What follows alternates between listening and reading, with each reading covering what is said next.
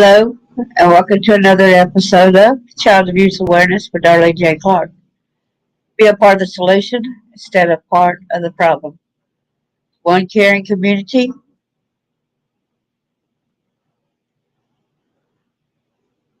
Welcome to my channel.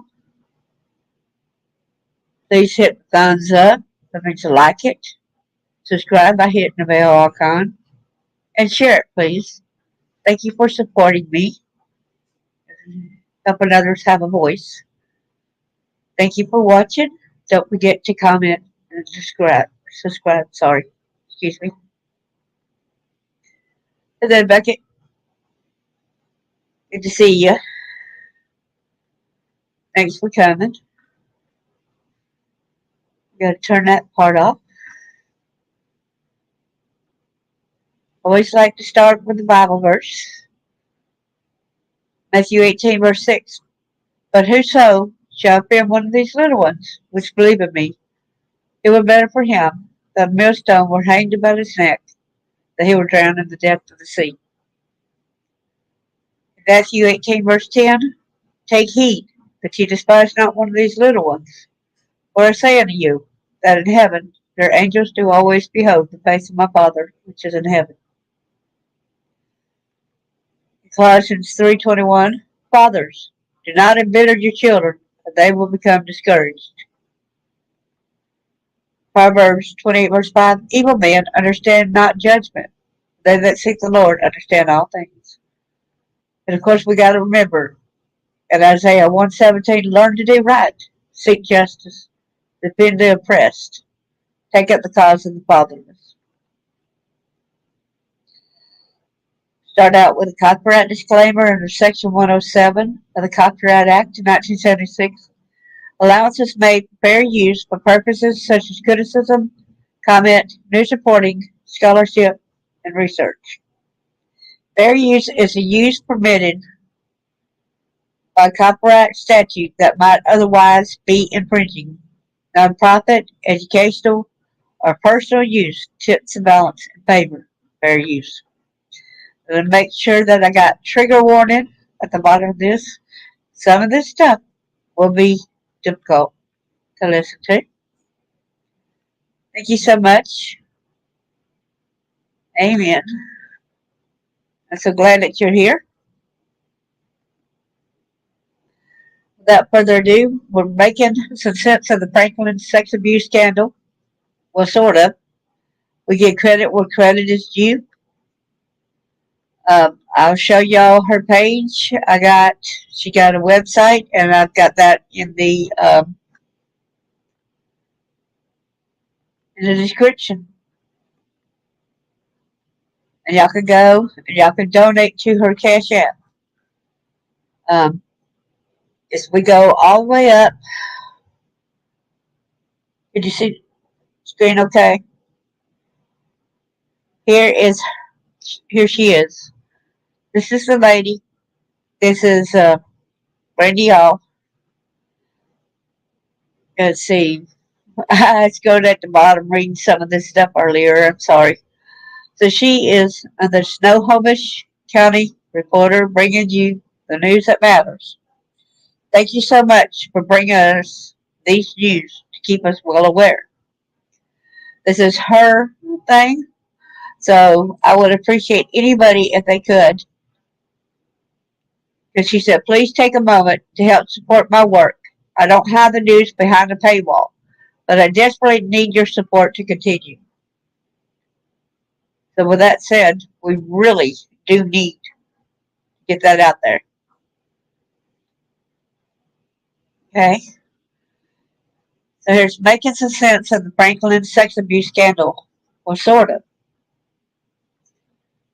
Hello there, Jackie. Good to see you. Thanks for coming back.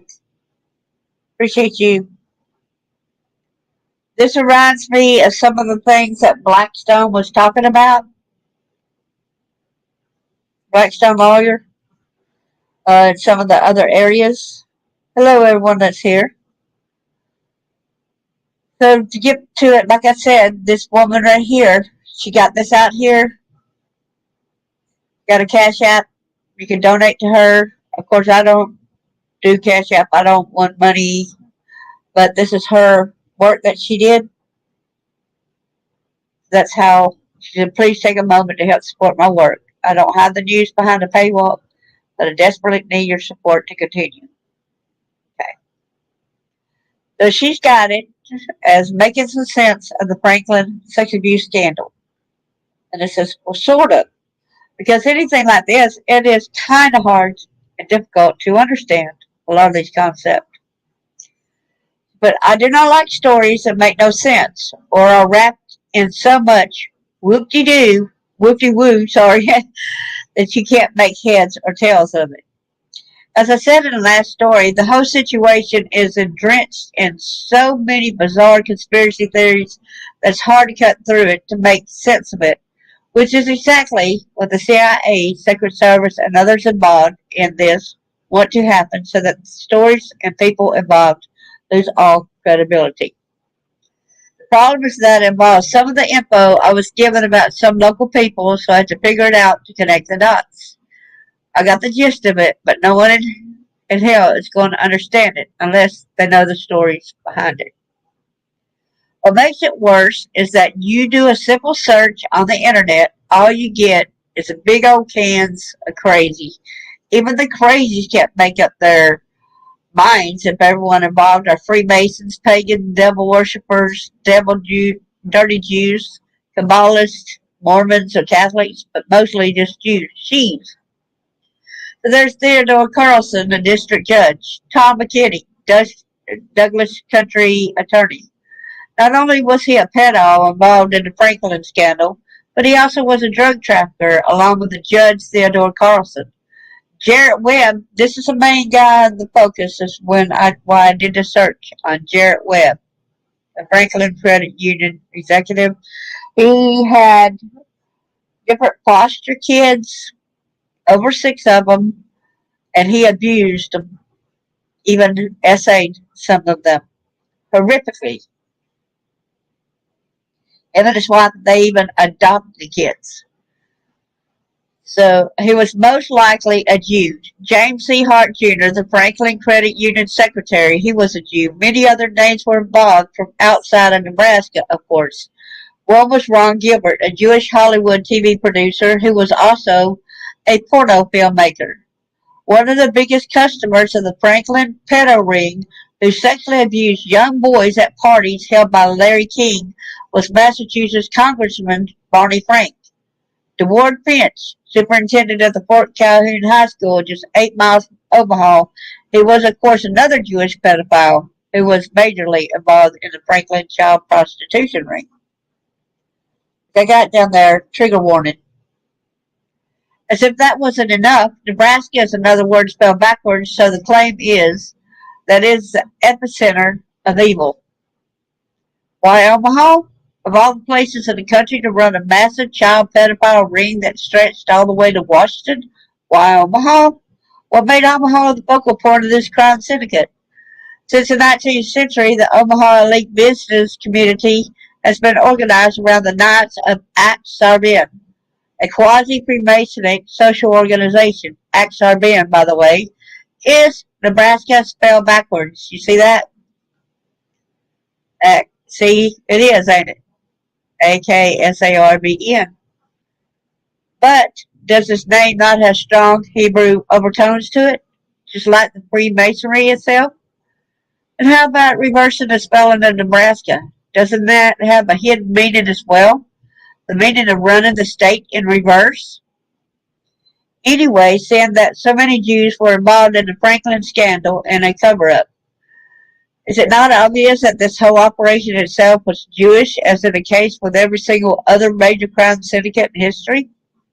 Anyway, every year Ak-Sar-Ben celebrates a ritual coronation of the king of Ak-Sar-Ben, generally an older corporate executive, and his queen, generally the younger wife or daughter of another man in the club. The rituals and den shows mimic ceremonies for different lands, real and invented, and are always pagan. Classic Freemasonic style.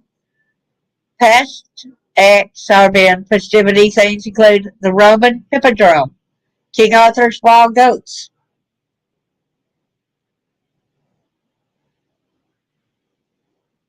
Pedos can be any race. That's right, any race. Yes, that's for sure. That's so it said the Roman Hippodrome, King Arthur's Wild Goats, Trouble in the Tropics, and Hijinks in Hades. Sometimes the men and boys of Axarben have paraded in women's clothes or dressed as Egyptian goddesses.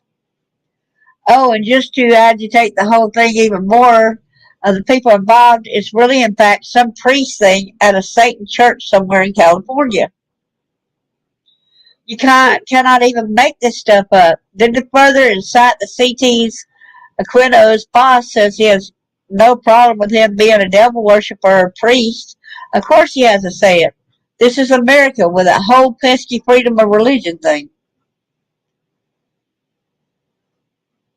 This is Michael Aquino in uniform, then editor of the Church of Satan Journal of the Cloven Hood. But I can get too fixated on that. Y'all know why. Y'all understand that. This is what I got personally from everything I read. Larry King, a pedophile himself, uses his relationship with Boys Town and the Catholic Church, which runs it, to gain access to male victims. Somehow he finds a buddy or two that share his interests. Then he's arranging molestation parties, running drugs, auctioning kids off, and getting help for someone to arrange late night trips to the White House. How in the heck does that conversation even start? Bohemian Grove is where they go. Then commences the cover-up of not just one scandal, but two of them. Remember how I told you that my daddy auctioned me off? It's like, excuse me, well,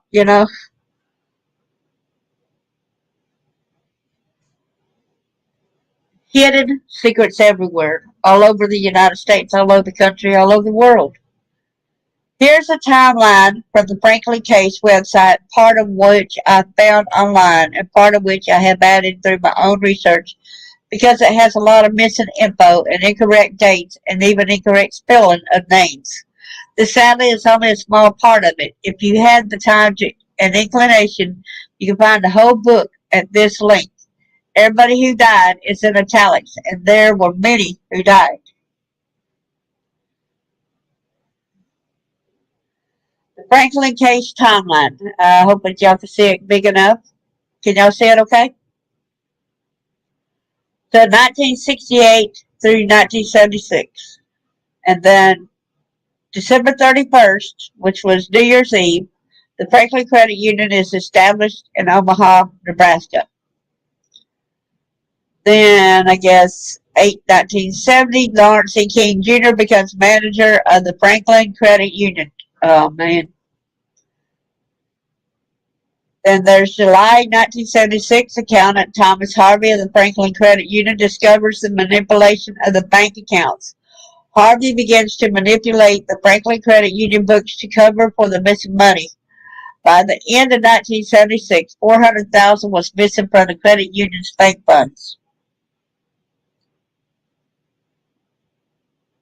Let's see what you got written right there. Push the check there. Oh, yeah, sure. In 1978, Paul Bonacci attends sex parties with Alan Baer at an apartment at the Twin Towers in Omaha. But sex parties we're talking about involved young boys, young kids. In December 1978, Paul Bonacci starts a sexual arrangement with Harold W. Anderson, CEO of the Omaha World Herald, that will go on later to try to discredit every victim of the alleged abuse. In 1979, Paul Bonacci is introduced to Peter Citron at Peony Park. In 1980, December 1980, Paul Bonacci meets Lawrence King in Sarpy County, where he says they performed satanic ritual abuse. Wow. In 1981, an anonymous letter was sent to the National Credit Union Association detailing concerns about the Franklin Credit Union. A limited investigation took place. The investigation revealed approximately $400,000 was missing. In August of 1981, Paul Bonacci began going of town with Alan Bear, he would assist Bear in entrapping new children to be used by Bear and others. Sick, sadistic. In 1982, Paul Bonacci was flown to California, Bohemian Grove, to participate in orgies.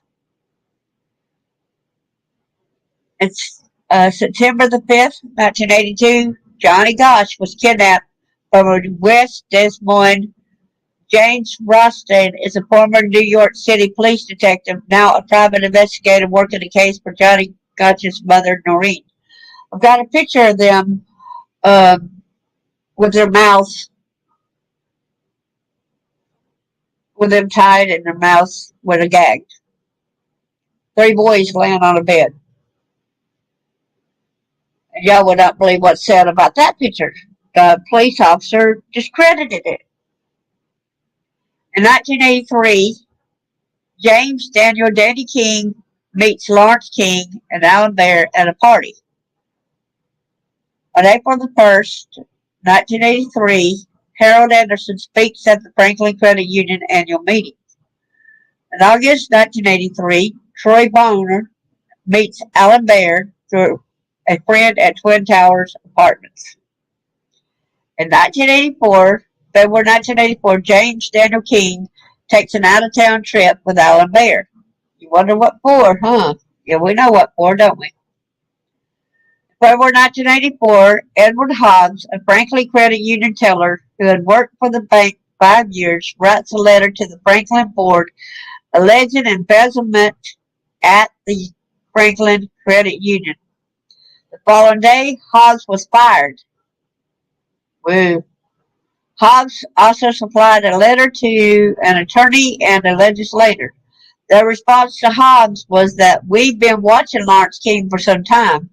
We are aware of the living beyond his means. However, the department can't do anything because we don't want to seem like the big bad white guy jumping out of the tiny black credit union. Excuse me? But you are the big bad white guy when you're going like that, not protecting children. So we will go ahead and call you the big bad white guy. Okay? In April 1984, James Daniel King. Here, let me get rid of this. I told y'all I gotta. Okay. James Daniel King meets Lawrence King at Alan Bear's residence. July 1984, Troy Boner meets Lawrence King at the Max Bar in downtown Omaha. Y'all want to know what's funny with that flashing across my screen? You know that virus thing? When I went to my settings and my apps that I got downloaded on my programs and files, it's not showing that I even got it on my computer. Okay, in August of 1984, Lawrence King throws a lavish party in Dallas, Texas, after singing the national anthem at the Republican National GOP Convention. In September 1984, Lawrence King gets an apartment for Troy Boner at the 48th and Dodge. At the apartment, King would abuse Boner. Whoa. In September 1984, Lawrence King takes Lisa Webb, that's that young girl, I believe, and 15 to 20 boys from the Boys Town, Omaha to Chicago for a sex party. It said trigger warning. In 1985, a party is thrown at the Brandeis building in Omaha, where both Troy Boner and Lawrence King were in attendance. May the 1st, 1985, Alicia Owen gives birth to a baby boy named Amanda Jane. In June 1985, foster children are removed from Jared and Barbara Webb's home after children complained of physical and sexual abuse by the Webbs. That's what I was telling you about earlier, our bucket list. The Webbs were related to Larry King in some way. In 1985, a young girl, Ulysses, which is Lisa Washington, was the center of an investigation by Andrea L. Greener of the Nebraska Department of Social Services. The investigation was instigating because Lisa and her sister Tracy continually ran away from their foster parents, Jared and Barbara Webb. Initially reluctant to disclose information for fear of being further punished, the two girls eventually recounted a remarkable story later backed up by other children who have been fostered out to the Webbs. These debriefings were conducted by Mrs. Julie Walters, another welfare officer who worked for Boys Town at the time, and who had been called in because of constant reference by the Webb children and others to that institution. Lisa, supported by her sister, detailed a massive child sex, homosexual, and pornography industry run in Nebraska by Larry King. She described how she was regularly taken to Washington by plane with other youths to attend parties hosted by King and involved many prominent people, including businessmen and politicians. Lisa specifically named George Bush as being in attendance at least two separate occasions. What do you think of that? It actually had George Bush there. I wonder which George Bush. Does it say where these sick people are today? I don't know. We got to get it. Some of the people has got it listed. Yes. We further down. Yes. And August of 1985, party at the Woodman Tower Ballroom. In attendance were James Daniel King, Lawrence King, Alicia Owen, Rusty Nelson, and Troy Boner.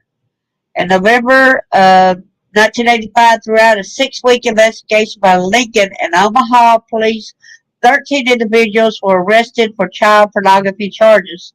Included in the arrest was Joseph Burke, Walter Carlson, Winford Fryer, and Leo I don't know how you pronounce it with a V or W, Bedenfeller, all of which were charged with felonies. It looks German to me, the Bedenfeller, or could be Jewish. Misdemeanor arrests included Alden Jansen, Ben Bruner, John N. Nelson, Harold Potter, Alvin Bueller, Mark Woods, Lawrence Reeves, Harold Miller, Don Nordbo. Joseph Burke was later sentenced to 2 to 5 years in prison. That's all? Walter Carlson was sentenced to 15 months to 3 years. That's all? However, and the investigators indicated in reports that their initial 6-week investigation did not mean the investigation was over, and that half of the pornographic material still had not been reviewed by police. Even if part of it, even if you knew that they had more than what they get, how come you just getting 2 to 5 years in prison? How come you're only getting 15 months to 3 years? Excuse me? Do y'all see a major problem here? Excuse me. Seriously. Seriously. I don't care if you're going ahead and you're just part of the way through the files. You know how many pictures are there. You know that there's a lot of there. Why are there just that long? That's not long at all. Slap on the wrist.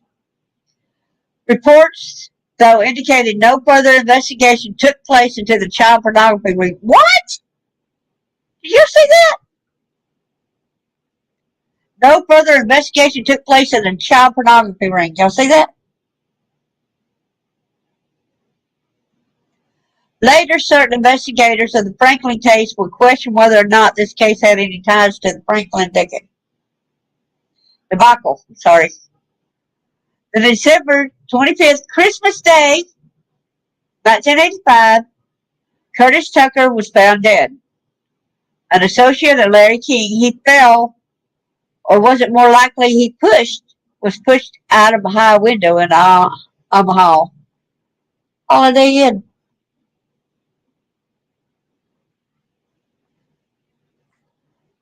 Probably pushed.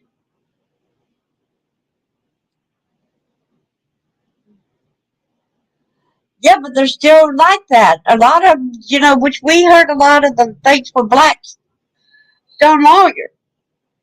A lot of them that's involved with a lot of them are not getting anything. If there's still new laws today, and they're still not getting charged and stuff, some major things are wrong with our justice system.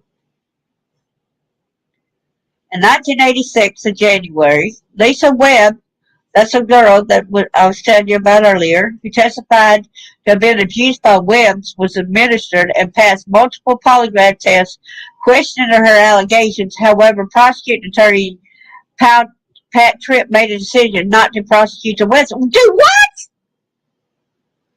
Are you serious? He kept raping her.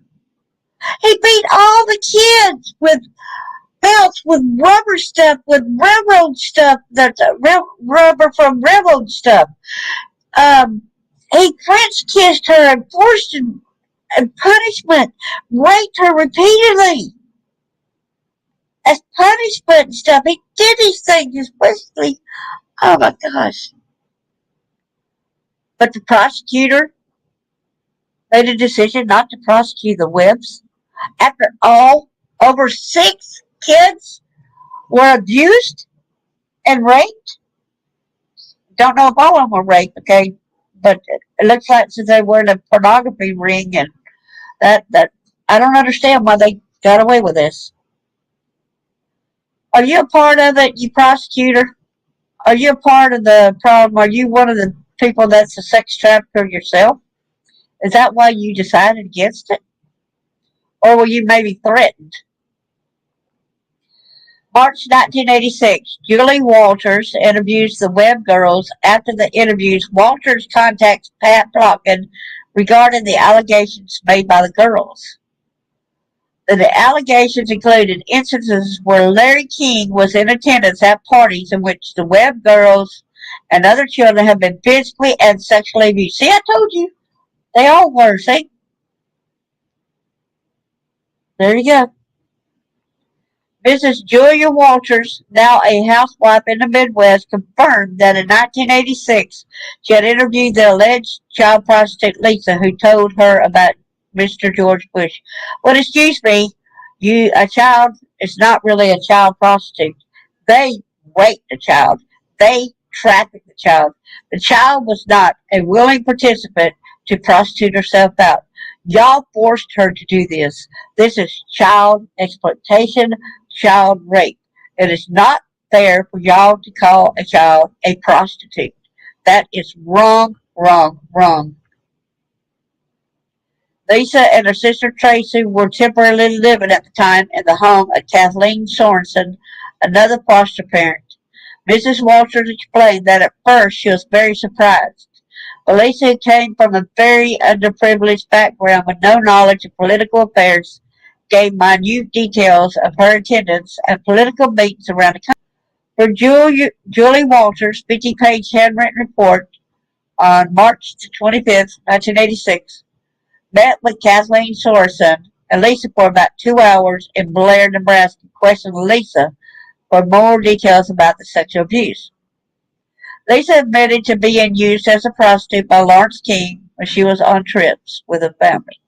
Lisa said she first met Vice President George Bush at the Republican convention, that Lawrence King sang the national anthem, and saw him again at Washington, D.C. party that Lawrence King hosted. Hello there, Chris. Good to see you. On April 1986, Paul Bonacci reveals his history of sexual abuse to school authorities. Authorities contacted the Omaha police, however, no investigation was ever made based on the allegations. What? Wow, wow, wow, wow, wow.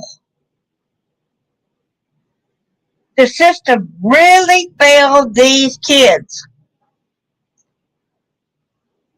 Can we go back and possibly sue these people for not doing their job? You knew about it and you did not investigate? You act like their lives didn't matter? Their life was in jeopardy when they were being trafficked and everything. You put their lives at stake. You still made their lives at stake. How dare you?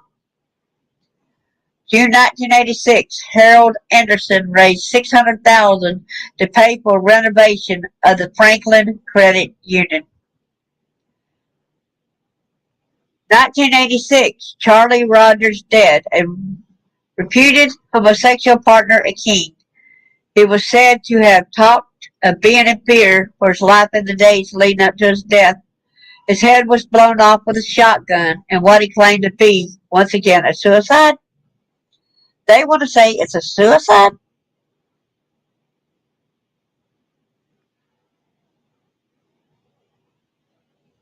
Thank you so much, Chris.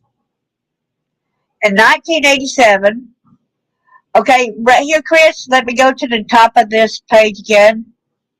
This lady who did it, we're giving her the credit where credit is due. As a Snohomish County reporter, she has got a GoFundMe page over here. Let me see. It's Cash App. Sorry. Please take a moment to help support my work. I don't hide the news behind a paywall, but I desperately need your support to continue. This is her Cash App. If anybody feels free to go ahead and help her out and give her some money towards being able to get this out there, you know? All right.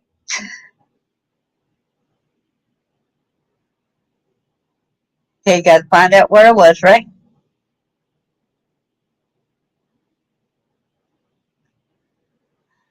Okay, so here's 1985. Let's go to 1985, right? Did we do that one yet? Okay, we read that. I think so. Okay, here we go. Going down further. So now, in 1987, so what? See what you're saying?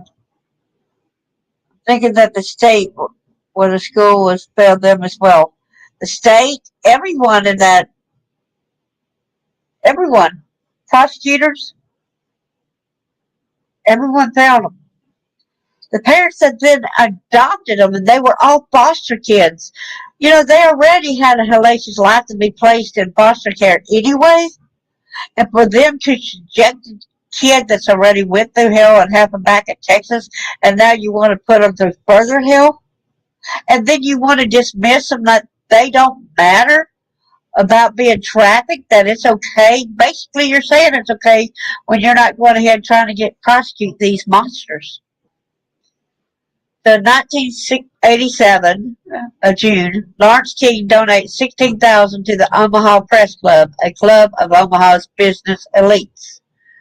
December 1987, the Foster Care Review Board begins investigating Franklin-related allegations.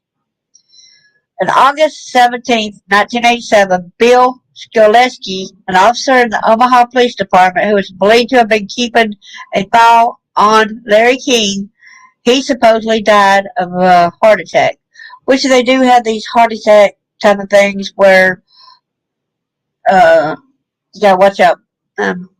Without saying too much, anyway. In 1988, I was what? Let's see. Yeah, that was 1987. I did go to 1987 right here. So that's where I just read to. The Lawrence King donated 16,000. But thank you. Yeah, I was in 1987 and went back to it. Thank God, huh?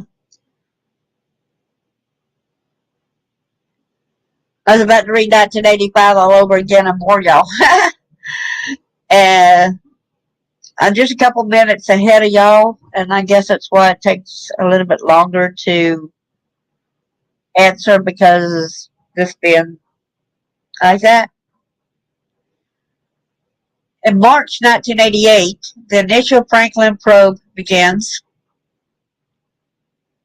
In June 1988, Omaha Police Department begins to receive allegations from the public concerning Lawrence King photographing young ladies at the Twin Tower Apartments. I do thank you, Chris. I appreciate you. In June 1988, the Omaha Police Department receives a report from Kristen Hallberg of the Richard Young Psychiatric Hospital in Omaha, Nebraska, regarding sexual abuse and homicide allegations involving Larry King. These allegations came as a response to reports from the Foster Care Review Board on Nellie Patterson and her sister Kendra. Lord have mercy. July 1988, the Foster Care Review Board turns over all investigative information to Attorney General Robert Speier and the Omaha Police Department. In August of 1988, Lawrence King throws a lavish party in New Orleans after a return appearance at the Republican GOP convention to sing the national anthem. Okay, there's bad in every. There's bad in Democrat, there's bad in Republican. There's bad in both. And there's good in both. There's a good at, but we be careful. So September 7th, 1988, Larry King reported his own adoring relationship to the late CIA Director William Casey in an interview in the Omaha publication Metropolitan. October 2nd, 1988, Lawrence King donates $18,000 of Franklin's assets to the D.C. Board of Human Rights Camp Fund, a lobby for gay and lesbian rights. See what you said. I'm thinking that the state of Washington should be sued. Yeah, not only Washington, but Nebraska.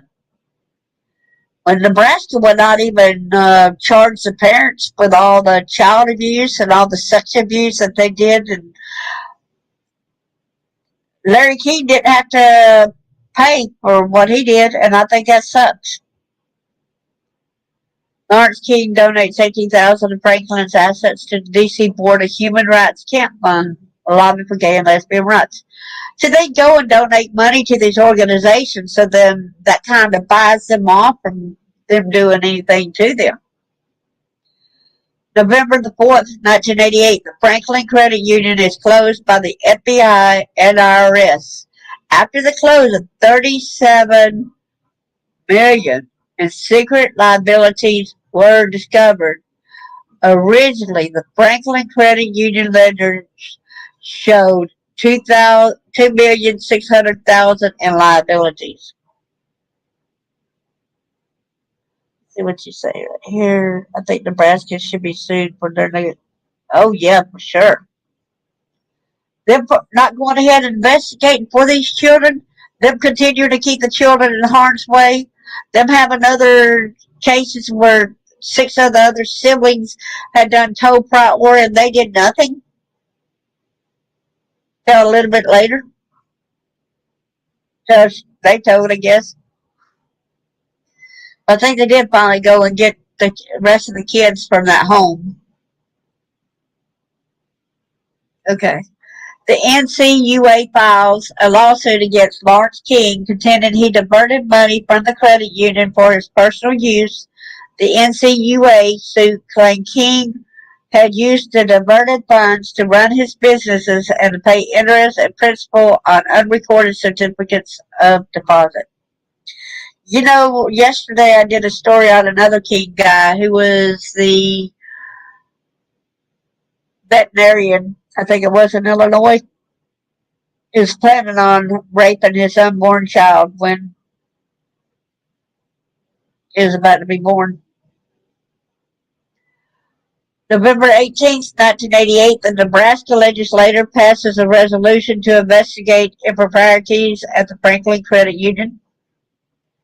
November 21st, 1988, the Foster Care Review Board receives additional information from the Richard Young Hospital.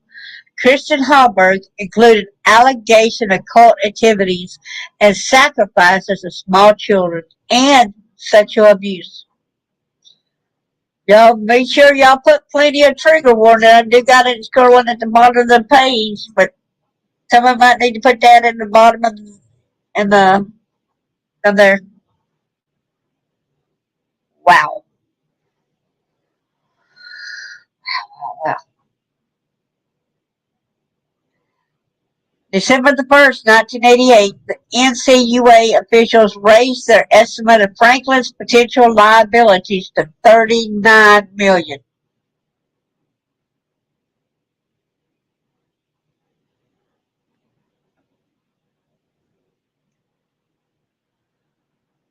Thank you. Then, December 1988, Lawrence King admits in the Omaha World Herald article that he suspects the Franklin case involves more than the certificate of deposit allegations. King declined to be any more specific about the allegations. He knew he would be killed. You know? Feel like I can't tell about that other guy died.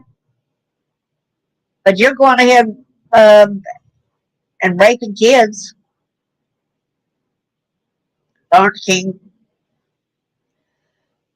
denies diverting more than $34 million from Franklin's assets. King followed by asking the court to dismiss the civil lawsuit that had been taken out against him. King also requested for a trial by jury. And I hope they nailed you.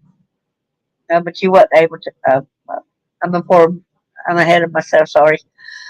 December 1988, the FBI and Nebraska State Patrol contacted the Foster Care Review Board and questioned certain children's reliability and credibility. On December the 19th, 1988, Omaha TV news outlets mentioned they were investigating the sex and drugs angle of the Franklin case. This marked the first time the media mentioned drugs in relation to Franklin matter. December 25th, 1988, this was Christmas Day, the State Foster Care Review Board turns over their report of sexual abuse to the Executive Board of the Nebraska Legislature. In 1988, Hardman Tucker, a school superintendent in Omaha and Iowa, a reputed homosexual, his death had signs of satanic ritual murder. He was found dead in Georgia, near the plantation which Harold Anderson and Nebraska, Iowa FBI Chief Nicholas O'Hara used for hunting. You remember Blackstone? He said that a lot of these crimes centered around Georgia, did he not? There's right there, possible proof right there, right? I think he's right in saying that, you know? Nebraska, Iowa FBI Chief Nicholas O'Hara used for hunting. Oh, wait a minute. Okay. I didn't finish that sentence a minute ago. So, it's found dead in Georgia near the plantation which Harold Anderson and Nebraska, Iowa FBI Chief Nicholas O'Hara used for hunting. Okay. So that's where the FBI was probably involved there. So December 1988, Dan Ryan, an associate of King, he was found strangled or suffocated in his car. Thank you. December 21st, 1988, Bill Baker, he was a restaurant owner in Omaha who was a partner with King in gay porno operations, alleged to be involved in the production of child pornography. He was found shot in the back of his head. In 1989, the Franklin Committee is formed by LB number 5. That's like 5.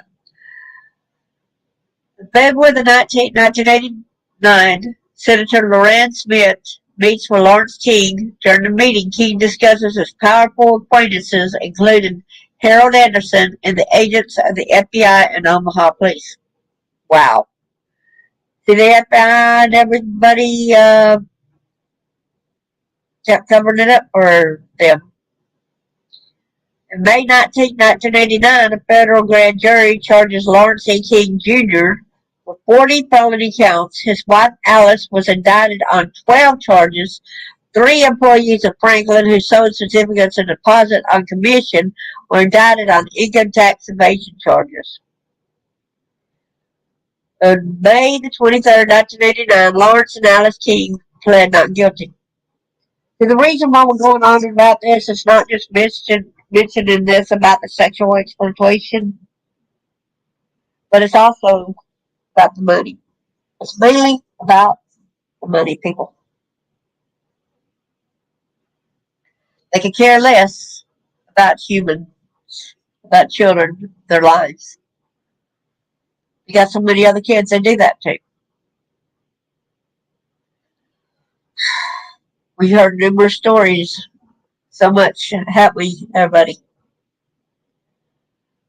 So, in May 23rd, 1989, Lawrence and Alice King pled not guilty. May and June of 1989, Larry King Jr. just happened to make contact with Patricia Johnson home in the Linwood, Washington area. Just happened to make contact? Oh, so he did not want to admit. He wants to say that it was accident that he met up with her. Okay. You'll find out in a minute who she is. On June 13, 1989, Mrs. Harvey and her son, E. Thomas Harvey Jr., Franklin's chief accountant, each pled guilty to one count of embezzling and one count of evading federal income taxes.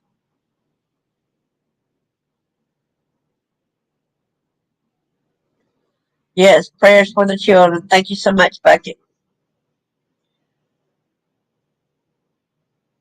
Okay, and then June 22nd, 1989, the Omaha police officer Chris Comian testifies in front of the Franklin Committee that the child abuse witnesses are credible. Thank you, Officer Chris Comian. Thank you, thank you, thank you for standing up with the kids. Thank you so much. Thank you. When nobody else would. Thank you. Thank you so much. The authorities backtracked and stated that they had done everything in their power to investigate these claims. Yeah, right. No investigation? Remember? No investigation? Y'all refused to investigate? You did everything in your power? No, you sat on your happy asses and abused children. Did these sexual things. Put money in your pockets. Did whatever but protect the children. It's like you did not care about protecting the children, so stop your freaking lying. Okay. Sorry. I get mad at liars. Attorney General Robert Spire said, "We did receive some sensitive information in July. My office acted promptly and professionally, and nothing was sat on. However, it would later be revealed that no authorities ever interviewed Ulysses Washington." Get off that again. Sorry. Which is also Lisa Washington. And other children noted by the SCRB until 3 years later, after they made their report public, is when they started investigating it, y'all. Y'all see that? They never started or contacted any of it until after it became public. You sorry pieces of crap. Oh man, I get so mad. Despite this, Omaha Chief of Police Robert Wadman stated to the press that every step should have been taken was taken. What? That's bullcrap. It was not. How come all of a sudden that you say that, that 3 years later, however, be later revealed that no authorities ever interviewed Ulysses Washington and other children? Excuse me, that Officer Chief of Police Robert Wadman stated every step should. Excuse me, is that the one we? No, Chris Tomea was a good one. So Robert Wadman is a bad one, saying that every step that should have been taken was taken. No, you did not interview these kids who went through these traumatic events. You did not investigate. So don't do your lies. However, Wadman would later confess that he had never contacted Ulysses Washington, one of the children abused at the hands of Webb, nor the Child Protective Services Department that handled Washington's claim. Wadman later be identified as a child abuser. Oh my gosh, look. Would later be identified as a child abuser at King's parties by 4 different victims. Look at that, y'all. He's one of the dang abusers. No wonder he didn't want an investigation. Because he was part of it. Wow. In an early police investigation, low-level police officers attempted to keep their inquiries a secret from Wadman. Good idea. Seemingly knowing that he would be adamant about shutting down their investigation. Nebraska Foster Care Review Board official Dennis Carlson related Omaha police officer Carmen's testimony to the legislator's executive board hearing. Thank you so much, Dennis Carlson. Thank you for doing that as well. Officer Carmen told me some things which I found to be somewhat startling. I asked if he was interested in information regarding Larry King, and he said, yes, we are. We conducted what he called a super sensitive investigation of Larry King, and he said this investigation was so super sensitive that they were not even using the steno pool in the Omaha Police Department. They were handwriting their police reports, and he also told me that Chief Wadman had come to their unit and directly asked if they were investigating Larry King. Investigator Carmen told me we lied to the chief and we said no, we are not investigating Larry King. Y'all did good because he would have tried to quieten y'all down. He would have maybe even killed y'all one at a time for continuing the investigation. So y'all did what you had to do. It's okay to lie to him. Okay, so that the conversation took place on July the 20th of 88. Shortly afterward, Officer Carmen was transferred out of the robbery and sex unit, and the investigation stalled.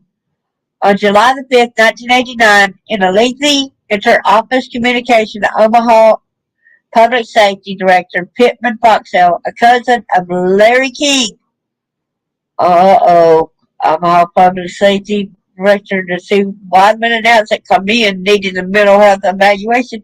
Of course, a lot of these people would say the person is mentally ill. They want to try to get them put away in a mental hospital.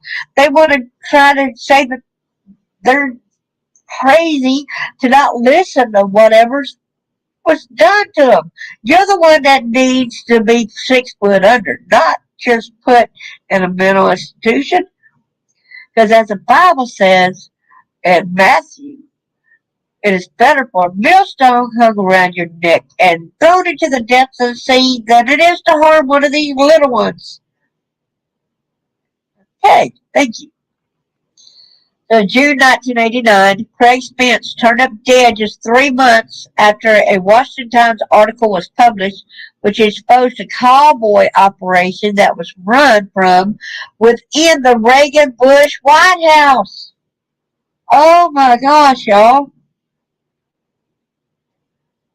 Y'all see that? The police were quick to call Spence's death a suicide at first. According to the August 9th, 1989 edition of the Washington Times, Spence had hinted that his White House prostitution operation was assisted by top-level persons including Donald Gregg, National Security Advisor to Vice President Bush. Okay. Like I'm going to reiterate again, this was child trafficking. This was not child prostitution. Y'all forced these kids to do that. They did not do this willingly. In July of 1989, Nicholas O'Hara of the FBI claims that there are no credible witnesses for the Franklin case. Of course you're going to say that. Of course. Of course. Nobody's credible. No one's credible. So you want to dismiss the case and say, oh, it don't matter.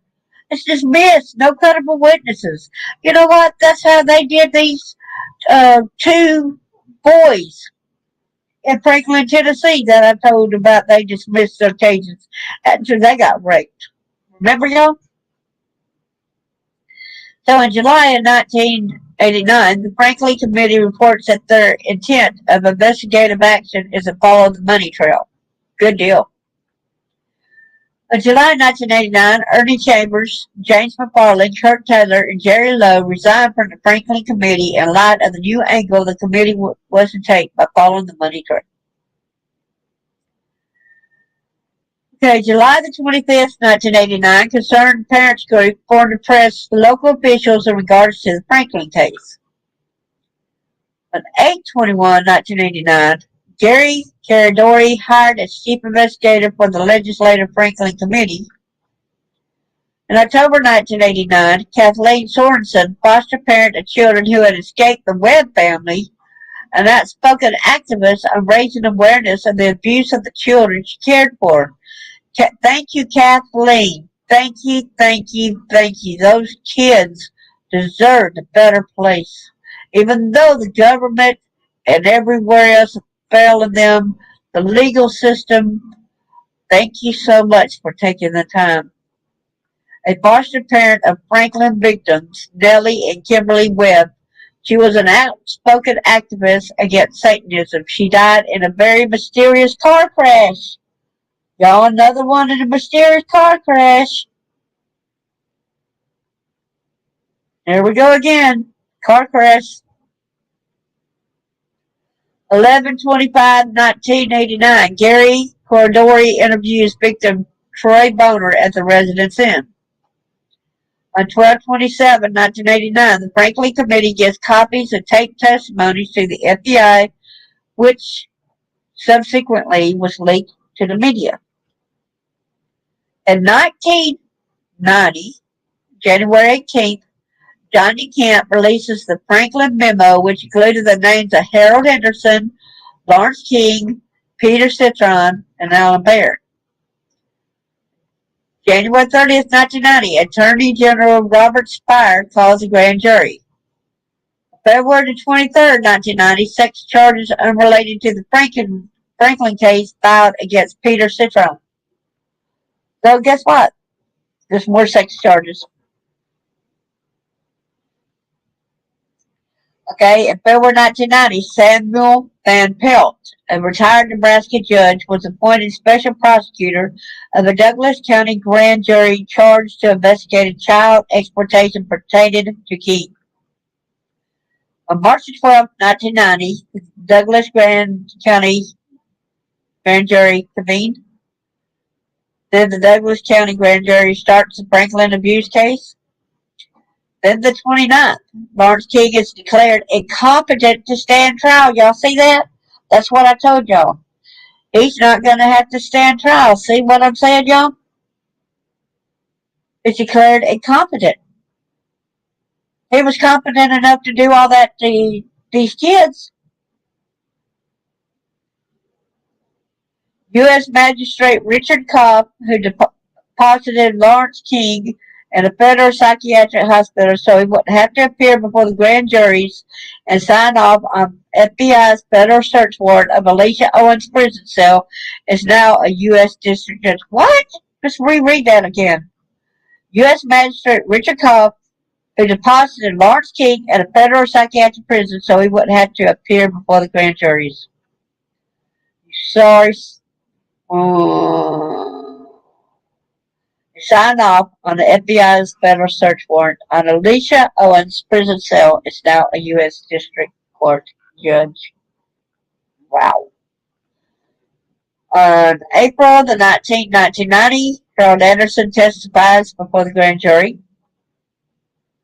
On April 26, 1990, Mayor B.J. Morgan testifies before the grand jury, stating that he was outraged by accusations against him involving the Franklin case.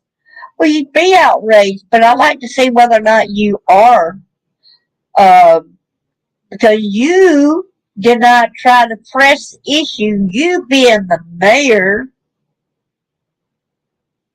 Just like the governor of Tennessee not doing his job on a lot of these cases. Okay? May the 14th, 1990, Gary Cardori takes videotape statements from Paul Bonacci. 5/15/1990, former World Heraldist columnist Peter Cetron pled no contest to two felony charges of fondling boys. Wow. He was later diagnosed as a mentally disordered sex offender requiring treatment. So he got away with it as well.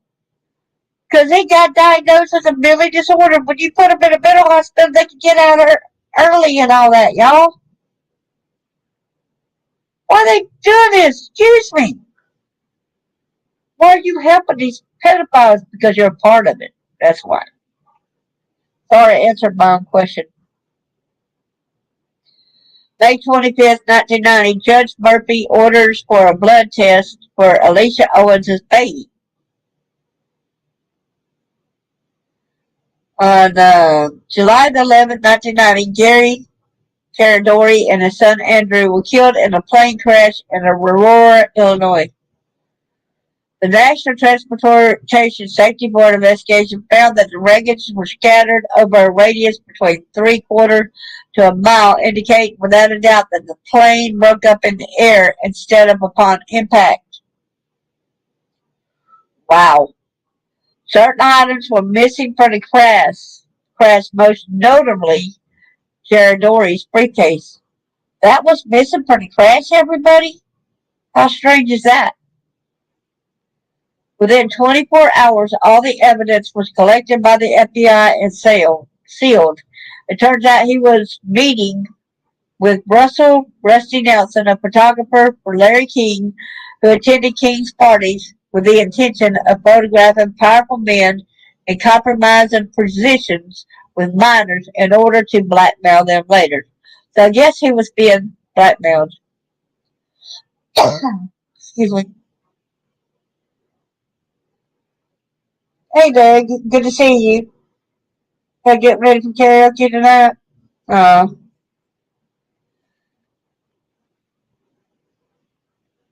July the 23rd, 1990, Peter Citron sentenced to 3 to 8 years for sexual assault. 7/23, 1990, media polls taken in Omaha show that 70 to 90% of the population poll believe there is a cover-up that has taken place in the Franklin matter. Now we're talking about, not in Tennessee, but this is Nebraska. So July the 23rd, 1990, Paul Bonacci is indicted on 3 counts of perjury. Hot dang, at least 3 counts, but I bet you got a slap on the wrist. 7/23/1990, Alan Baer is indicted on felony charges of pandering. 7/23/1990, Alicia Owen is indicted on 8 counts of perjury. Gerald Memorian, who was a Douglas County deputy attorney who prosecuted Alicia Owen trial, is now a Douglas County district judge. Was Alicia Owens one of the girls that was raped by him? Wasn't she one of the? Let me see, because she had to have a blood test, right? Alicia Owens. See if that's where the name is up here.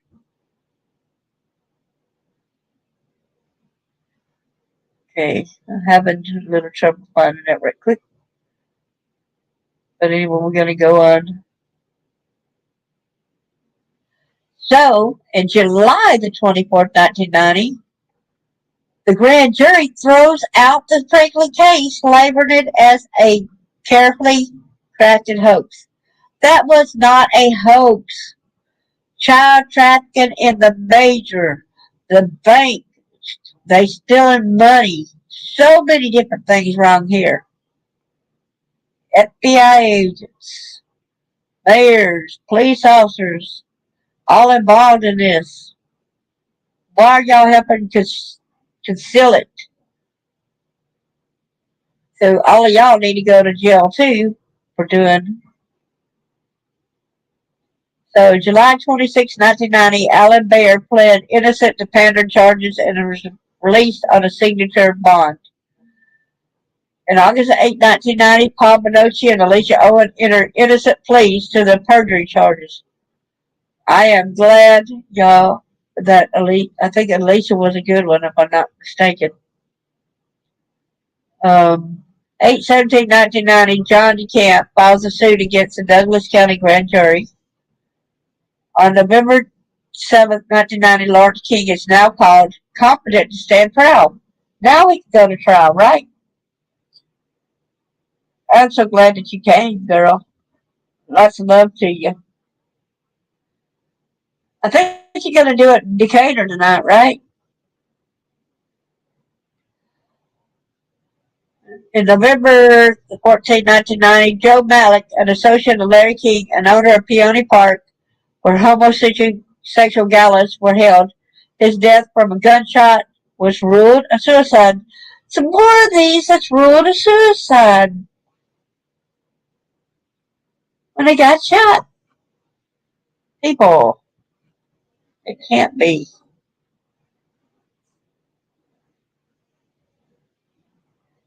KWSW. Oh, okay. Every Friday. March 13, 1991, New Koppel, he was a confidential informant for investigator Gary Kadori, also a key activist fighting the cover-up of the Franklin case. He is said to have suddenly and unexpectedly died in his sleep in March of 1981 at the only age of 70. January 4th, 1991, John DeCamp's suit against grand jury is dismissed. On January 14, 1991, Sean Boner, Troy's brother, found shot in the head shortly after Troy was to testify before court. So that was their way of scaring Troy. The official explanation of his death was ruled to be a game of Russian roulette. Yeah, right. Tell me another lie, right? 1/11/91, and if y'all think that I'm the only one saying this, the whole world basically is knowing that y'all are lying. It's not just me that's saying it. There's too many people in the world that knows these are lies. January 20th, 1991, Claire Howard, former secretary of Alan Baird, she arranged this pedophile tryst. She is also said to have died in her sleep, y'all. Interesting, y'all. The February 1st, 91, John DeCamp files a civil rights suit on behalf of Paul Bonacci against the Catholic Archbishop of Omaha, Lawrence King, Peter Citron, Alan Bayer, Harold Anderson, Michael Holt, Kenneth Pavasso, and other Nebraska persons and institutions. February 11, 1991, Lawrence and Alice King entered a plea bargain to stay out of open court. But they got scared, didn't they?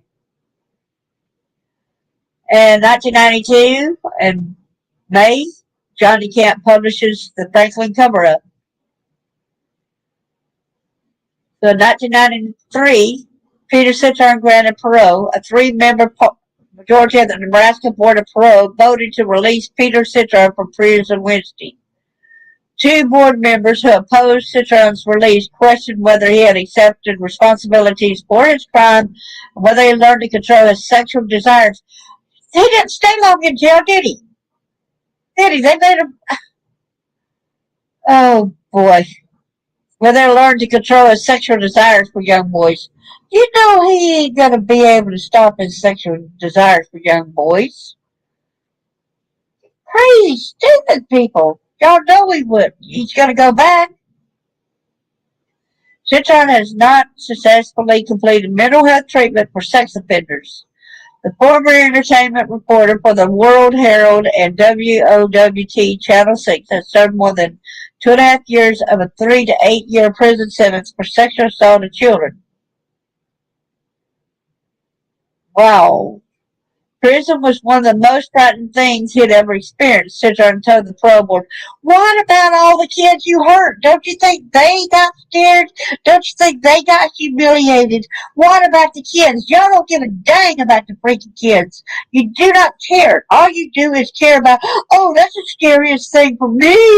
Who cares? Why? You're an adult. These are children. Get a life. Stop hurting the kids. Stop it. I'm sorry, y'all. I get mad. This type of people cannot be with. Exactly. If they let her out of jail, then I'll believe that BS. Oh, if you say that you overcome it, we're going to go ahead and let you out of jail. All these people in prison will gladly lie and say that they're over what they did. Okay, I learned my lesson. I'm not going to commit murder again. Then you let them out of jail, and guess what? They committed murder again. We heard of innumerable cases about that, too. Wow. Wow. The prison, okay, so it's a parole board chairman, Ethel Lander, and board member Lee Over voted against Citron's parole.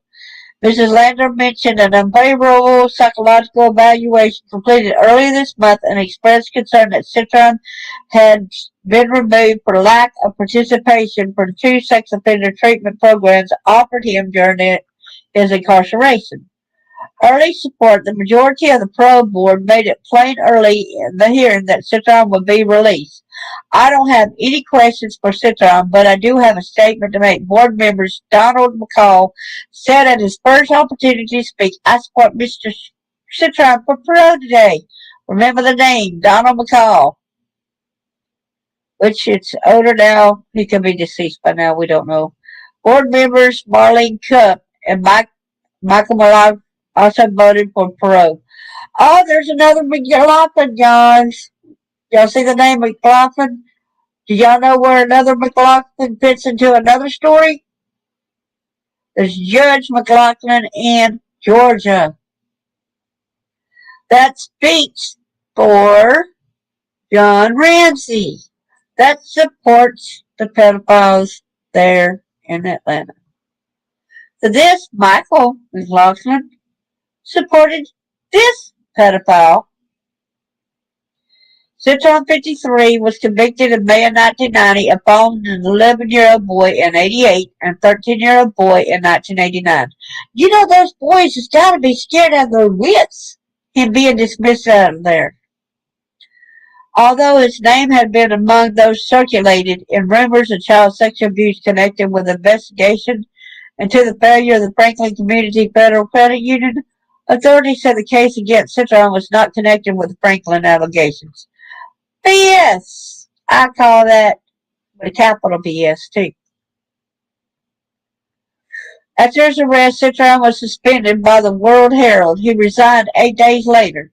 During Wednesday's hearing, he said he does not remember assaulting either boy. Of course! You're going to choose to say that. Oh, I don't remember doing that. Oh, I don't remember. Bullcrap.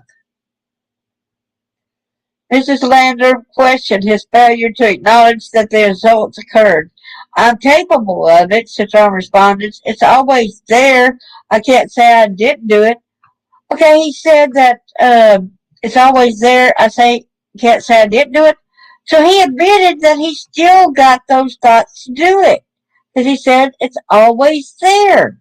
And y'all let him out of jail? Those who testified in favor of Citron's parole included his two lawyers, two rabbis, and Lincoln TV personality Letta Powell Drake, Rabbi Ariah Azriel of Temple Israel in Omaha, said the Jewish community will welcome Citron's return. I think Peter is a fragile man, a broken man. No, he's not. He's not a broken man.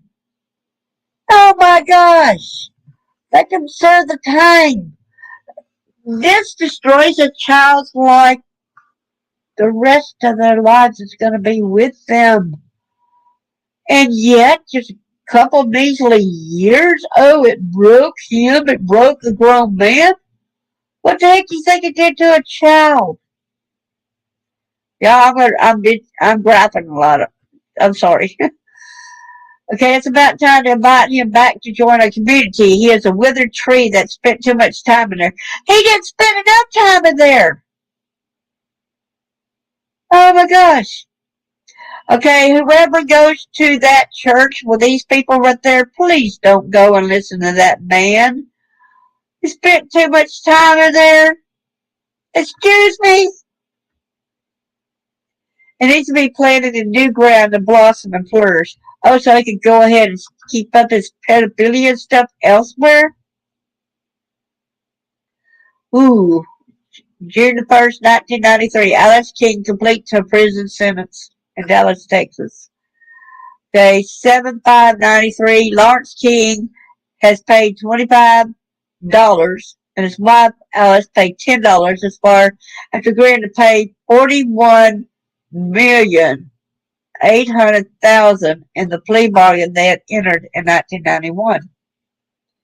In 1994, the Discovery Channel was to air the Yorkshire documentary Conspiracy of Silence about the Franklin cover-up. However, the documentary was pulled off the air at the last minute and purchased by an unknown buyer. 1996, William Colby, the former director of the CIA, who had monitored the camp through the Franklin scandal, died in a mysterious canoe accident. Because there was another accident near where Obama's thing was, where that one guy on a boat or something like that capsized or something. I can't remember what that was, and he died mysteriously too. So here's February 14, 1999. Paul Bonucci wins a judgment of $1 million against Lawrence King. Johnny Camp had Representative Bonucci in the lawsuit against King. In November 99, Alicia Owen is denied a hearing to commute her sentence in order to set her free. Robert Sigler, who was a Douglas County deputy attorney who prosecuted Alicia Owen throughout her multiple appeals, is now an assistant U.S. attorney for the District of Nebraska. In 2000, Lawrence King drops an appeal to the $1 million judgment against him. 2001, Lawrence King is released from prison after serving less than 10 years of his 15-year sentence. Moved to D.C., but his actual whereabouts and activities are unknown. So he could go around and do his sick sadistic stuff, and they don't have a monitor on him. November the 6th, 2000, Alan Baird, 79, died of cancer. The Alan and Marcia Baird Foundation gives generous donations to Nebraska arts and educational agencies as well as various charities. Well, I'm glad y'all do get money to donation and stuff like that, but you should not be doing what you did. Baird was a great-grandson of Jonas L. Brendius, who founded Boston Store, a department store that led to the J. L. Brendius and Sons department store. In '87, Baird made a 5-year, $7 million loan to the Knights of Ak-Sar-Ben. In 1990, a grand jury investigating various allegations surrounding the '88 collapse of the Franklin Community Federal Credit Union indicted Baird on 2 pandering charges. He later pled no contest to a single reduced charge of aiding and abetting prostitution and paid a small fine. Do you want me to continue reading all this? Because I got something I really need to show y'all.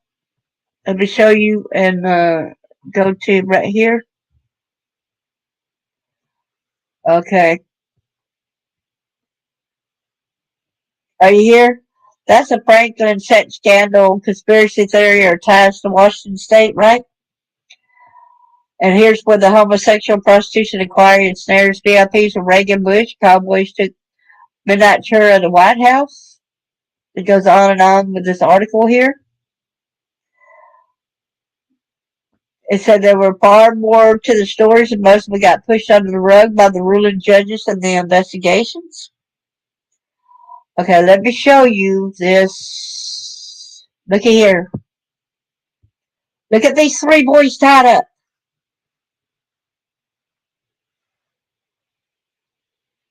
These were missing boys. Leonard Johnson, Johnny Goach. It's a Johnny Goach boy. That was missing too.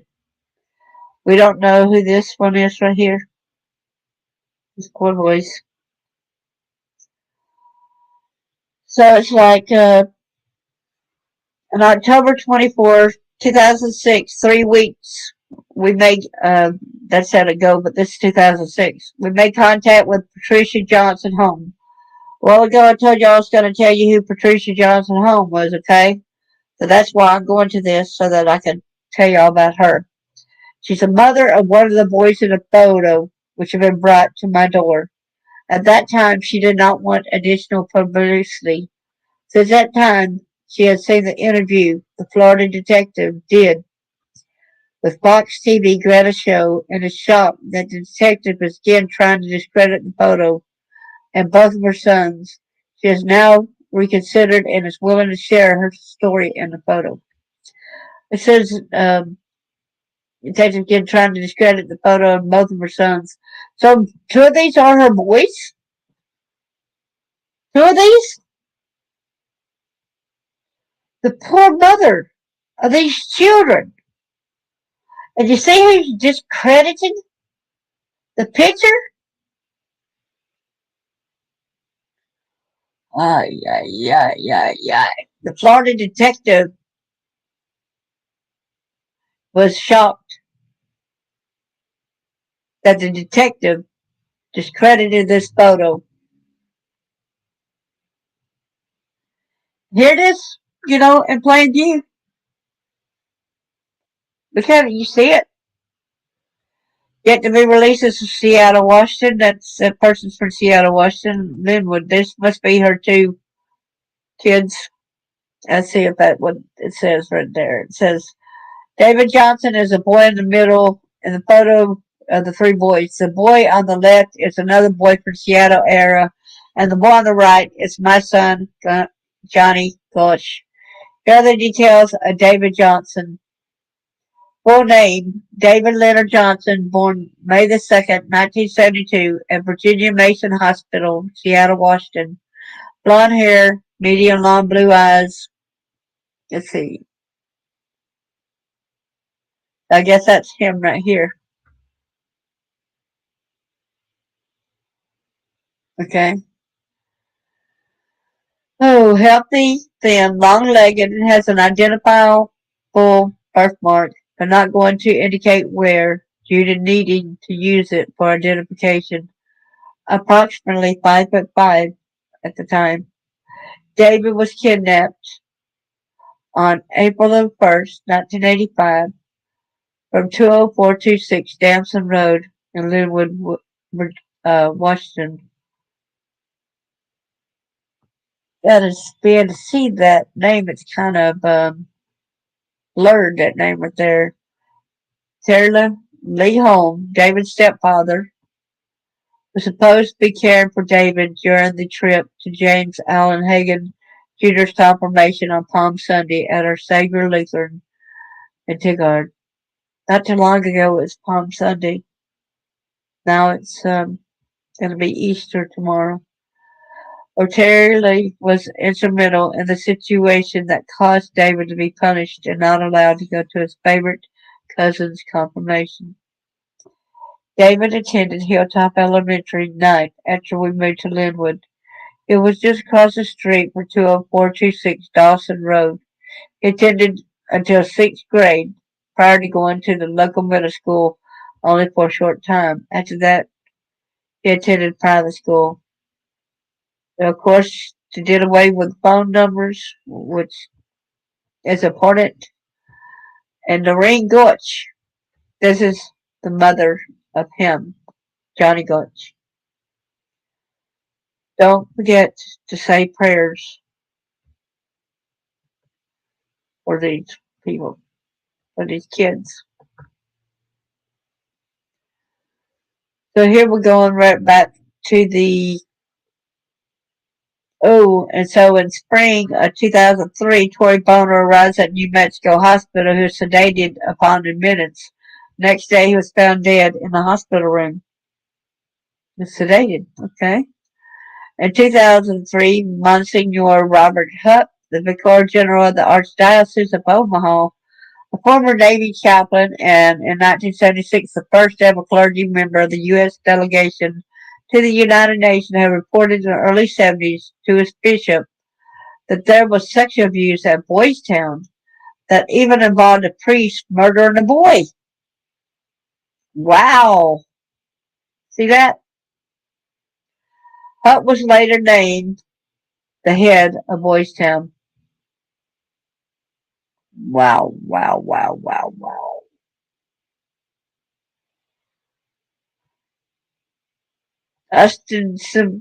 Ostensibly to keep him quiet. Hutt was in charge of Boys Town until the late 80s when the Franklin scandal first hit the front pages. Eventually, even after stepping down as the head of the orphanage, Hutt was forced to leave Boys Town altogether. WMR has learned that in 2003, a longtime supporter of Boys Town allowed Hutt to move into his cabin in Mauston, Wisconsin after being forced to leave the facilities of Boys Town. Y'all did not need to say where he moved to keep him safe. Really? A reporter for the Omaha World Herald, a newspaper owned by Nebraska billionaire Ward Buffett, and which always had a skeptical view of the Franklin scandal, volunteered to drive Hutt to Wisconsin. Upon arriving at the cabin, the reporter prepared dinner for Hutt. The retired Monsignor who broke the Catholic Church's silence on his role in the Franklin scandal died in his sleep that same night. What? Wow. He died mysteriously that night in his sleep. In June 28, 2003, ex-World Herald writer Peter Citron dies after drinking Drinklander. Okay. 2012, Carol Stitt, 29-year-old director of the Nebraska Foster Care Review Board, an individual who aggressively protected foster care children in Nebraska from sexual perverts and other undesirable foster parents, was dismissed by her own board of directors. Of course, of course. That's where some of the worst people are about the sexual exploitation now. It's with CPS, of course. Like I said, the above is only a small fraction of what I've learned. There's so much more, and please keep it in mind. There are really a lot of people with everything to lose. Exactly. More importantly, I want you to understand that no one was ever charged for these horrific acts of abuse. No one. Kind of makes our DOJ human trafficking prosecution unit look like the colossal joke it is. Message to pedophiles. Hey, you. No molest kids unless you got government job. Pretty much right. No, somebody said you got to invite them to the job, invite them, and then you're okay. Some were charged with other things, but most of them walked off scot-free. Even those that were prosecuted had a cakewalk, most getting out of prison in 1/4 of the time they were ordered to serve. So we have one of the heads of our military intelligence that is in fact the priest of a self-founded satanic church. We do have the absolute meaning of the name of the state of Nebraska, Aksar Ben. We also had numerous people involved in the mind control programs of the CIA. Then we had one case that was separated into two because of the cowboy scandal that shut down the escort services in D.C. The children in the White House were in fact provided by Larry King, the same exact children as above. The good news that Johnny Goetsch's mother and former New York City detective has never given up and came up with some new information in 2005. Let's see what kind of information she came up with. In May of 2005, Rothstein has uncovered new evidence linking Johnny's kidnapping to child prostitution. Rothstein states it basically came down to one thing and only one thing only. You know, it's money. These kids were being grabbed to satisfy malignant, twisted, evil depravity of very powerful individuals who had the money. Rothstein reported that this source, a former CIA officer, a contact agent, stated that at the end of their CIA's investigation, but there were still 834 kids involved that were kidnapped. The CIA guy said he must remain anonymous. Rothstein is talking new evidence pointing to the involvement of U.S. government officials. They were using kids to compromise people, and what better way to compromise somebody than get a young boy with a politician or some powerful person that may be in the military or whatever, and then you can compromise them and get whatever you want.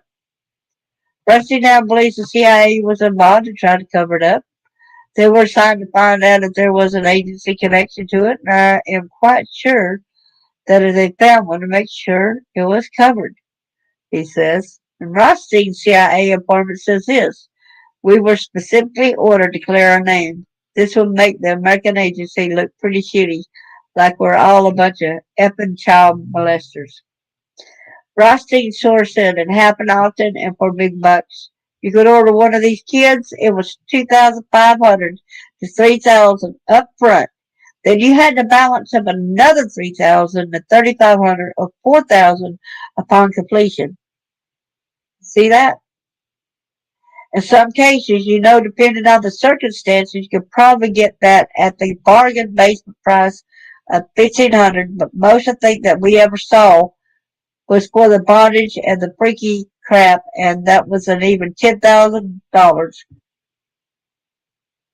And these people would hand that money out like it was candy.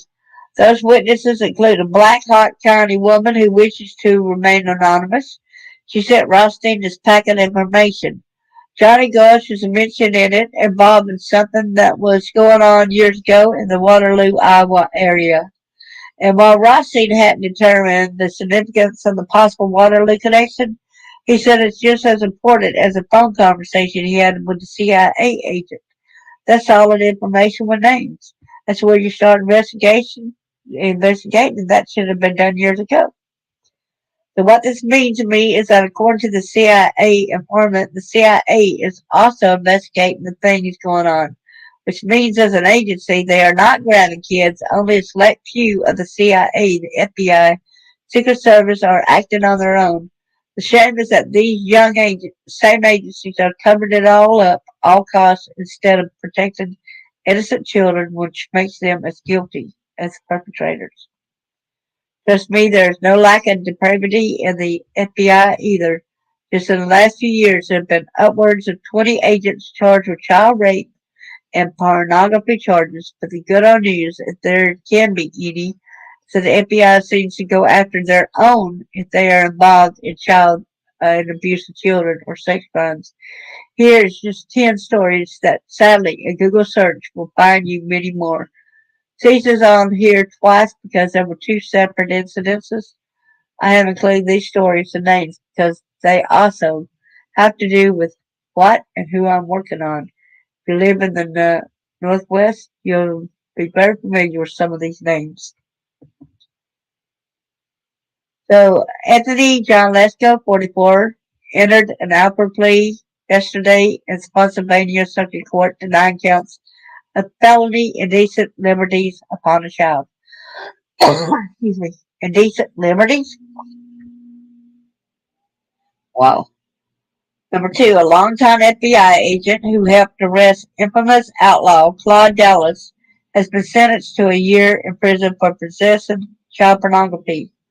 William Buey, 64, was sentenced Monday after pleading guilty in March. We told authorities that he learned to access child pornography websites while attending a seminar on preventing child exploitation in 2000 and 2001. That's what's so bad about it. You give the information out there trying to help the kids.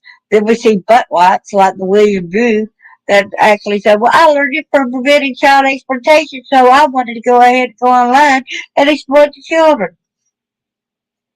John H. Condit Jr., 53, who retired in 2001, the former chief internal watchdog of the FBI, had pled guilty to sexually assaulting a 6-year-old girl and had admitted he had a history of molesting other children before he joined the Bureau for a 2-decade career. I thought you got to be spotless, that your career before you can have a career with the FBI. Wow. A Dauphin County judge this morning sentenced former FBI agent Ryan Cease, 37, of Derry Township to 1 to 23.5 months. That's all, 1 to 23.5 months in county prison, plus 3 years probation for two peeping Tom incidents at a middle school and a gym. Okay, peeping Toms, it's a regular window if it don't involve, you know, but then at a school, watching these kids, he shouldn't even be on the property. He had no rights being on the property. Two FBI workers are accused of using surveillance equipment to spy on teenage girls as they undressed and tried on prom gowns at a charity event at West Virginia Mall. Gary Sutton Jr., 40, of New Milton, and Charles Amana of Buckhannon been charged with the misdemeanors and face fines up to a year in jail on each charge and convicted. Up to a year, only that. A local former FBI agent arrested on child pornography charges. Donald Sakaban was arrested in May 2012, according to court documents. Sakaban hid behind the email pedodave69 at yahoo.com and openly traded child porn. State police arrested a local FBI late last week on public lewdness charges.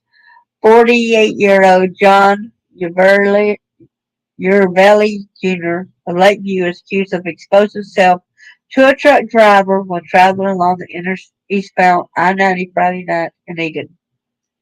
Number 8. An FBI agent who works for the Boone County Sheriff's Department Cyber Crimes Task Force against child porn is charged with choking a 13-year-old boy unconscious. Special Agent Scott Armstrong, 37, in a probable cause statement, the 13-year-old claims Armstrong strangled him with a chokehold until temporarily losing consciousness. Armstrong admitted to placing his arm around the boy's neck until the teen passed out. The report does not explain why the boy was at Armstrong's residence. It just says that Armstrong's wife was there at the time as well. What? Number 9, a former FBI agent who was already convicted of spying on a 14-year-old girl inside a bathroom at Hershey Middle School is facing even more charges. Last month, 36-year-old Ryan Cease, yeah, that's the Ryan Cease one again, admitted he went to the middle school bathroom and peered over a stall to watch the teen. That incident happened back in May. He pled guilty in late August. How much time did you have to serve then? Number 10, jury finds Conklin guilty involving the teenage boys. Former Redmond lawman could get 8 years for most of his life. Bob Conklin was a man of the law, a prosecutor, a police officer, an FBI agent, even a jailer. But yesterday, a jury convicted Conklin, 51, of 4 counts of third-degree child molestation and 1 count of indecent liberties. I hope what catches your attention is that 834 children are suspected to have been used in the sex trade, stolen from their families, and abused by people in power. Why are we not, as a nation, not doing anything? Was it that the only thing that happened to the people who covered this up got promotions? How did they live with themselves every day? How did they sleep at night? What more? I have a list of over 1,500 people involved in this as perpetrators, as investigators, as advocates, as victims. Some of them are directly linked to the people I am writing about in our state of Washington. So now I have to find out how they are involved, to what extent. Are they directly involved, or are they just using the info to blackmail others? Trust me when I say this, I'll find out. I'll get to the bottom of this. Now here's a list of the names for anybody that's still here. Alan Byrne, Ida Jensen, Alice King, Alicia Owen, Alvin Brewer, Amanda Jane, Andrea Lee Karen, Anthony John Lesko, Assistant U.S. Attorney for District of Nebraska, Assistant U.S. Attorney for the District of Nebraska, Attorney General Robert Spire, Ben Bruner, Ben Sassi, Bill Baker, Bill Flemons, Bill Skoleski, Bob Conklin, Bob Passantino, Boeing, Boeing? Bohemian Grove, Boys Town, Brandeis Building, Captain Pompey, Captain Foster, Carol Stitt, Catholic Archbishop of Omaha, Catholics, Charles Hester, Charles Homema, Charles K. Dutcher, Charlie Rogers, CIA Director William Casey, Claire Howard, Colonel Bill Rusher, Colonel Harris Livick, Con Laners, Congressman Barney Frank, DeWard Finch, Superintendent of the Fort Calhoun High School, Conspiracy of Silence, Craig Spence, Curtis Tucker, Kathleen Sorensen, Dan Ryan, Dennis Carlson, Devil Worshippers, Don Nordho, Donald Gregg, Donald McCall, Donald Suckerman, E. Thomas Harvey Jr., Edward Hobbs, Ernie Chambers, Ethel Lander, Eugene Mahoney, Lisa Washington, FBI agent Jerry Wall, Fort Bragg, Fort Defiance, Fort Riley, Franklin Credit Union, Franklin Monroe, Freemasons, Gary Caradori, Gary Sutton Jr., General Colin Powell, George Bush, George H.W. Bush, Gerald Moran, Governor Van Nelson, Carbon Tucker, Harold Anderson, Harold Miller, Harold Potter, Harold W. Anderson, CEO of the Almile World, Harold, Henry Rosenthal, Henry Vincent, James C. Hart, James Daniel King, James Daniel King again, James McFarland, James Rothstein, Jarrett and Barbara Webb, Jarrett Webb Franklin Credit Union exec, Jerry Lowe, Jim Colby, Jim Rothstein, Joe Malik, Johnny Camp, John H. Condit Jr., John Rivelli, Johnny Gosh, John N. Nelson, Joseph Burke, Yavine Jr., Franklin Credit Union Secretary, Judge Embody, Judge Murphy, Judge William Sessions, Cabalist, Kansas, Kendra Patterson, Kenneth Bavassa, Kirk Taylor, K.O. and Gates, Knights of the AK-7, Kristen Hallberg, Kurt Cobain. What? Kurt Cobain? Oh, okay, got it. Labor Secretary Elizabeth Dole, Larry King, Lawrence C. King. Oh, wow. It disappeared on me. I guess you're not. I guess you've seen that. But I think I did enough. But you got a lot of names there. I'm getting really sleepy. About ready to fall asleep here. I'm tired.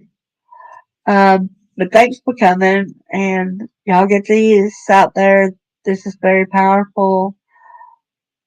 These kids never got justice. That's sad. All these pedophiles, all these rapists. And no, they were not child prostitutes.